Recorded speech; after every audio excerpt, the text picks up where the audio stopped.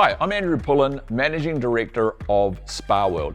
Have you been looking around at spas and been wondering why the big difference in price and features? Why has one spa at a particular price point got 40 jets and another one's got 20? Why do some spas have lots of lights and stereo and bling, and yet other spas at the same price point have none of that? How do you find good value in a spa? Well, here's a tip. When you look at a spa from the outside, they all pretty much look the same to an uneducated eye.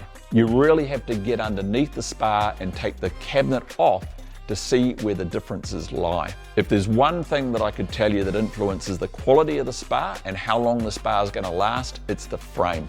Now, many spa manufacturers, particularly at the low end of the market, that entry-level price bracket between $5,000 and $10,000, are still using lightweight timber frames that are either untreated or partially treated.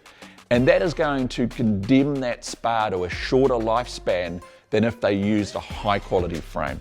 Alternatively, high-quality manufacturers selling spas in that price bracket might not have the same big jet count or lots of light and bling, but they're producing a high-quality spa that's going to last a lot longer. And the secret is they're using injection molded composite frames. Many manufacturers offering composite frames are giving a lifetime warranty on their frame. Now, a composite frame is not subject to rot, mildew, or pest damage, like termites, for example. How do you know? If you're shopping around for a spa, insist that your spa retailer removes the cabinet to show you the framework of the spa.